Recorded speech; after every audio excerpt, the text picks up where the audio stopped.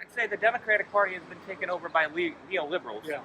who are people who are motivated by the quote-unquote cultural issues, such as gays, abortion. Political correctness is Yeah, another term well, you could use. I mean that's one way of putting it, obviously an opinionated one. But point being, they don't care about labor at all. Yeah. These guys are in the software industries. They're on Wall Street. They're professionals. They're attorneys. Yep. They're teachers. They are either from the ranks of the relatively wealthy, or they're in state jobs which are not threatened by immigration and are not threatened by foreign trade. It's actually illegal to have an illegal immigrant cannot get a government job. Yeah. They can take your or my job, but they can't take a government job. Yeah. So I think it's led to a group of people who do not understand what it's like for people to be thrown out of work, have no options left for them. And look at Obama with the coal miners saying, proudly said, I'm going to put all these coal miners out of business.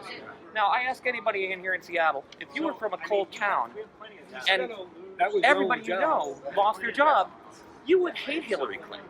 You might have a problem, and you would hate Obama. You might have a problem with some things that Trump said. I mean, I don't think anyone endorses everything he said. But when those other guys came up, you would fume. In the same way that people here say, well, Hillary's not perfect, but they hate Donald Trump. It's really about people not understanding one another's issues, and worse, just not caring. Yeah. I think really the solution is for the Democrats. If the Democrats won't become a Labor Party again, as they once were, maybe it's time for the Republicans to become a Labor Party. And I don't think Trump will win. He's obviously a flawed spokesman. But he has brought issues to the Republican Party that are not only new to them, but actually are opposite to what they used to stand for. And so when I see these guys who are in the party establishment saying, well, never Trump, I might vote for Hillary this time, it's like, well, sure, you're a Wall Street banker. You know, what is the difference? From your point of view, there is no difference. It's only the cultural issue.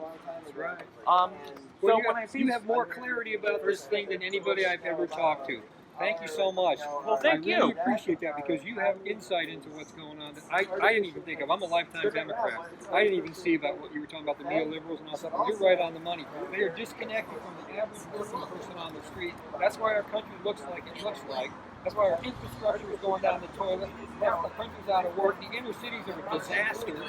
And on and on and on. All the issues that Donald is talking about and that Donald wants to do something about, which is why I support him. He's for me and you, not Wall Street, not the bankers, not the renters, not all those other people. God bless them too. Because we all got to, we're all part of this. But I want to take care of us. That's what I believe. That's why I support him.